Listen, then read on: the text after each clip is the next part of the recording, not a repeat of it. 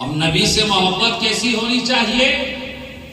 نبی خود ارشاد فرماتے ہیں لا یؤمن احدکم حتی اکون احب الیہ من والدہ وولدہ والناس اجمعین، کہ تم میں سے اس وقت تک کوئی مومن کامل ہو ہی نہیں سکتا جب تک میری محبت اس کی اولاد سے، خیش و اقارب سے، خود سے سب سے زیادہ نہ ہو جائے۔ نبی کی محبت لا یؤمن احدکم احبا، اس میں تفصیل کا سکھا ہے، علماء کرام لطف اندوز ہوں گے، اور اس میں تفصیل کے اندر مبالغہ کا معنی پایا جاتا ہے، زیادتی کا معنی پایا جاتا ہے، کثرت کا معنی پایا جاتا ہے۔ اس وقت تک مومن نہیں ہو سکتے حتی اکون احبا، یہاں تک کہ سب سے زیادہ کا کیا مطلب؟ سب سے زیادہ کا مطلب یہ کہ اگر نبی کی محبت والدین کی محبت سے ٹکرا جائے تو والدین کی محبت کو چھوڑ کر نبی کی محبت کو اپناؤ۔ اگر اولاد کی محبت نبی کی محبت سے ٹکرا جائے، اولاد کی محبت کو چھوڑ دو، نبی کی محبت کو تھام لو۔ اگر خیش و اقارب کی محبت نبی کی محبت سے ٹکرا جائے تو خیش و اقارب کی محبت کو چھوڑ کر نبی کی محبت کو تھامو۔ اگر مال و زر کی محبت، تخت و تاج کی محبت، دنیا و مافیا کی محبت نبی کی محبت سے ٹکرا جائے تو تمام تخت و تاج کو، دار و دولت کو لات مار کر نبی کا دامن تھام لو۔ یہی محبت ہے اپنی۔ سبحان اللہ، سبحان اللہ، سبحان اللہ۔ سب سے بڑھ کر جب نبی کی محبت کے سامنے اولاد کی محبت آ جائے تو یہ نہیں دیکھیں کہ میرا بیٹا عزت کیسے چھوڑ دے۔ کہا نبی کی محبت کا تقاضا یہ ہے، مومن کی علامت یہ ہے کہ اگر نبی کی محبت کے سامنے اولاد کی محبت آ جائے تو اولاد کی محبت کو ہم ٹھوکر مار دیتے ہیں۔ کہا ایسا بھی ہوتا ہے؟ کہا ہوتا نہیں جناب، ایسا ہو چکا ہے۔ ایسا ہوتا نہیں، ایسا ہو چکا ہے۔ کہا کیسے؟ میں نے کہا اپنے تاریخ کا مطالعہ کرو، احادیث کریمہ کی اوراق گردانی کرو۔ ورق پلٹتے پلٹتے ایک جگہ جا کر نظر ٹہر جاتی ہے۔ میں نے دیکھا ایک باپ اور بیٹے کے درمیان گفتگو ہو رہی ہے، ایک باپ اور بیٹے کے درمیان گفتگو ہو رہی ہے، اور گفتگو کا موضوع کیا ہے؟ گفتگو کا موضوع جنگ کا میدان ہے۔ گفتگو کا موضوع کیا ہے؟ جنگ کا میدان۔ بیٹا باپ سے کہتا نظر آ رہا ہے والد محترم وہ جنگ کا میدان آپ کو یاد ہے؟ کہا بڑی اچھی طرح سے یاد ہے۔ کہا وہ جنگ، اس جنگ کے میدان کو یاد کریں کہ جب آپ رسول کے پرچم کے سائے تلے آئے تھے، اور میں قریش مکہ کی طرف سے آیا تھا، امرائے مکہ کی طرف سے۔ کہا بیٹے اچھی طرح یاد ہے، بول کیا کہنا چاہتا ہے؟ کہا اسی جنگ کے میدان میں جب آپ مسلمانوں کی طرف سے جنگ لڑ رہے تھے، میں کفار مکہ کی طرف سے لڑ رہا تھا، اس جنگ کے میدان میں آپ کئی مرتبہ میری تلوار کی زد میں آئے، لیکن باپ سمجھ کر میں نے چھوڑ دیا۔ کئی مرتبہ تلوار کی زد میں آئے کہ اگر میں چاہتا تو ایک لمحے میں سر تن سے جدا کر دیتا، لیکن میں نے آپ کو باپ سمجھ کر چھوڑ دیا۔ قربان جاؤ عاشق رسول کے عاشقانہ جواب پر۔ باپ نے کہا بیٹے خدا کی عزت کی قسم جس کے قبضہ قدرت میں میری جان ہے، اس جنگ کے میدان میں جب میں رسول کا وفادار تھا اور تو امرائے قریش کا وفادار تھا، اس جنگ کے میدان میں تیری تلوار کی زد میں آیا، تو نے باپ سمجھ کر چھوڑ دیا، لیکن خدا کی عزت کی قسم اگر تم میری تلوار کی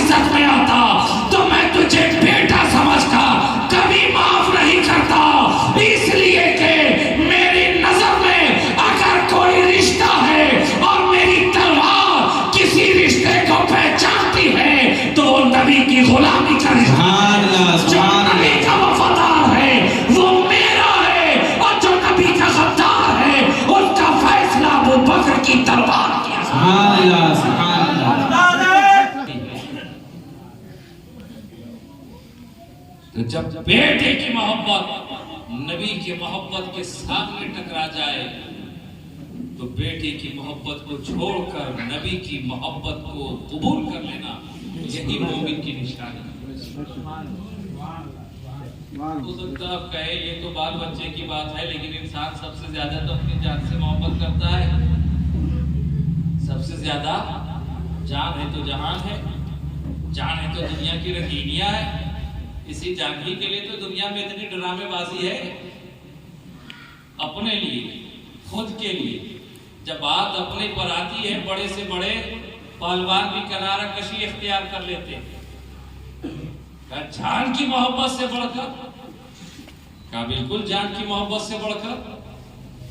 یہی شب ہجرت کی رات دیکھو، غار ثور کا وہ تاریخ منظر دیکھو.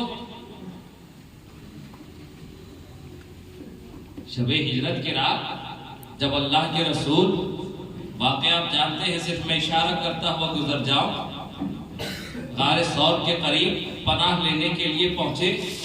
نبی غار میں داخل ہونا چاہتے تھے کہ ابو بکر نے روک دیا. سرکار ٹھہر جائیں، یہ تاریک غار ہے، اندھیری گفا ہے، زمانے سے بند پڑی ہے، پتہ نہیں کون سا موذی جانور ہو جو آپ کو ایذا پہنچا دے، تکلیف پہنچا دے.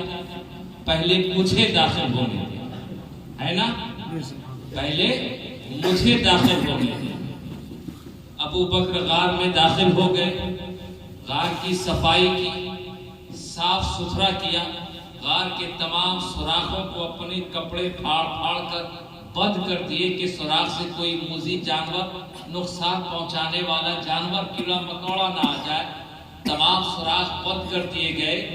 ایک سوراخ باقی رہ گیا، ہے نا، اس پہ حضرت ابو بکر نے اپنی ایڑی لگا دی. دوسری روایت میں انگوٹھا لگا دیا، کسی میں تلوا لگا دیا. تمام ایک روایت کو لے کر چلے. ایک غار کا سوراخ باقی تھا، صدیق اکبر نے وہاں اپنا پیر لگا دیا، تلوا لگا دیا. پھر فرمایا سرکار غار میں تشریف لائے. نبی کون و مکہ غار میں تشریف لائے. کہا آپ آرام فرمائے زانوے علی پر، زانوے ابو بکر پر. سرور کون و مکہ سر رکھ کر آرام فرما رہے. تاریخ کہتی ہے کہ جس سوراخ پر حضرت ابو بکر نے اپنا تلوا لگایا تھا اسی میں ایک سانپ بھی تھا. اتفاق سے سانپ تھا. میں نے کہا وہ اتفاق نہیں، یہ جناب سانپ کے علم میں یہ بات تھی کہ اس غار میں نبی کون و مکان کی جلوہ گری ہوگی. اسی انتظار میں وہ برسہا برس سے کہ جب نبی کون و مکان کی جلوہ گری ہوگی میں ان کا دیدار کر لوں گا. اسی انتظار میں وہ سانپ مدتوں سے غار میں چھپا بیٹھا تھا. اور آج جب محبوب خدا کی جلوہ گری ہوئی، دیدار کا وقت قریب آیا تو ابو بکر نے تلوا لگا دیا. جب دیدار کی گھڑی قریب آئی، جو عشق میں مبتلا ہو وہی سے کیفیت کو اچھی طرح سمجھ سکتا کہ جس کے عشق میں وہ مدتوں سے انتظار میں بیٹھا تھا، وہ انتظار کی گھڑیاں ختم ہوئی، جلوہ سامنے تھا کہ بیچ میں ابو بکر کا تلوا آ گیا. سانپ کو بھی گوارا نہ ہوا، اس نے ڈسنا شروع کیا، ہے نا، تلوے پہ ڈسا. ابو بکر کو احساس ہو گیا کہ سانپ نے مجھے ڈس لیا ہے، لیکن قدموں میں جنبش نہ پیدا کی، قدموں کو ہلایا نہیں. सांप ने देखा एक मरतबा बात नहीं बनी, फिर डसा, मुतअद्दिद बार डसे। अबू बकर हैं कि कदमों में जुम्बिश नहीं, नबी के चेहरे की तरफ देखते हैं, फिर आंखें बंद करते हैं। ख्याल आता है अबू बकर कदमों को हटा लो, जान है तो जहान है, जान है तो दुनिया की रंगीनियां है, जान है तो दुनिया की रानाइयां है, जान है तो सब कुछ है, जान है तो जहान है। मगर इस दिल कह रहा था अबू बकर कदमों को जुम्बिश न देना, इसलिए कि जान मिली है तो इसी नबी के सदक़े मिली है, ईमान मिला है तो इसी के सदक़े मिला है, कुरान मिला है तो इसी के सदक़े मिला है, सजदों की ताबनाकी मिली है तो इसी के सदक़े, रुकू और सुजूद मिले हैं तो इसी के सदक़े। अरे हक तो ये है कि रब मिला है तो इसी के सदक़े में मिला है। जान जाती है तो जाए, लेकिन रसूल के आराम में खलल न पड़ने पाए। कदमों में जुम्बिश नहीं है, जबान में गोयाई नहीं है, खामोश है, दर्द बढ़ता जा रहा है, तकलीफ बढ़ती जा रही है। और जब दर्द बेपनाह हो गया तो दर्द ने आंसुओं की शक्ल इख्तियार की। जब अबू बकर की जबान तो ना खुली, लेकिन दर्द आंसू के कतरे बनकर रुखसारे अबू बकर की आंख से टपके, रुखसारे नबी पे गिरे। नबी ने आंखें खोली, कहा अबू बकर क्या हुआ? ना ठहरे यहीं पे और देखें, जान जाती है तो जाए। लेकिन अबू बकर ने नबी के नींद पे खलल वाक़े गवारा ना किया, तो जान की कुर्बानी जब देने की बारी आई, अबू बकर तैयार नजर आए, लेकिन नबी के इश्क के साथ समझौता नहीं किया। अल्लाह सुभान अल्लाह। जान की बारी आई तो जान देना गवारा है, रसूल के नींद में खलल गवारा नहीं है। आंखें खोली, कहा अबू बकर क्या बात है? कहा सांप ने डस लिया है, आपने लुआबे दहन लगाया, जहर काफूर हो गया। मैं बताना ये चाहता हूँ कि जब बेटे को कुर्बानी की बारी आई, अबू बकर ने हमें दर्स दे दिया कि अगर नबी की मोहब्बत के सामने औलाद की मोहब्बत टकरा जाए, औलाद की मोहब्बत को छोड़कर नबी की मोहब्बत का दामन थाम लेना, यही ईमान की मोमिन की निशानी है। जब जान की बारी आए तो जान को नबी के चरणों पर कुर्बान करके नबी की मोहब्बत को अपना लेना, यही मोमिन होने की निशानी है, यही मोमिन की अलामत है। यहीं पे ठहरे।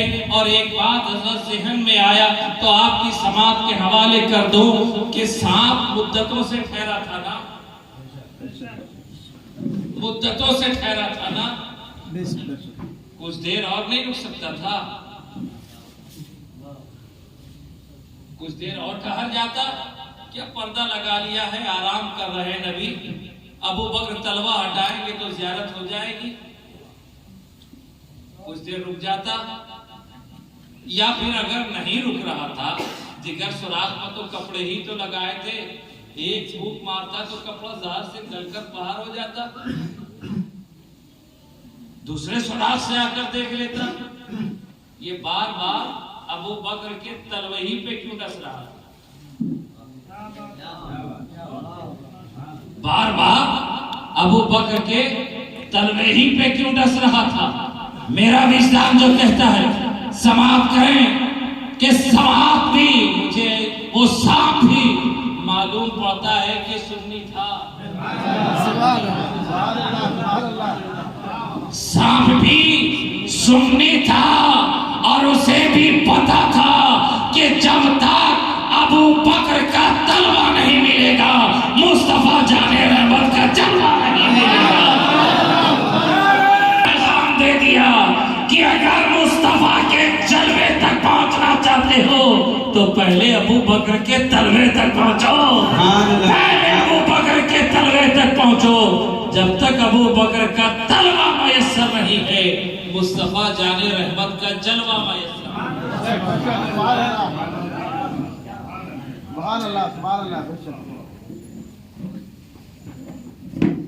तो अपनी जान को सब कुछ आधा करके नबी के चरणों पे कुर्बान कर दिया। नबी ने पूछा उमर क्या लाए हो? का माल का था आपके लिए सरकार। उसी दरमियान वो दीवाना भी चला आया, سبحان اللہ سبحان اللہ. جسے دنیا خلیفۃ المسلمین افضل البشر بعد الانبیاء بالتحقیق سیدنا ابی بکر الصدیق کہ رضی اللہ تعالیٰ عنہ کے نام سے جانتی پہچانتے ہیں. کہا ابو بکر تم نے کیا چھوڑا ہے؟ کہا بس اللہ اور اس کا رسول. سبحان اللہ سبحان اللہ. گھر کے جھاڑو کا تنکا تک لا کر بارگاہ رسالت میں قدم رسول میں نچھاور کر دیا. سبحان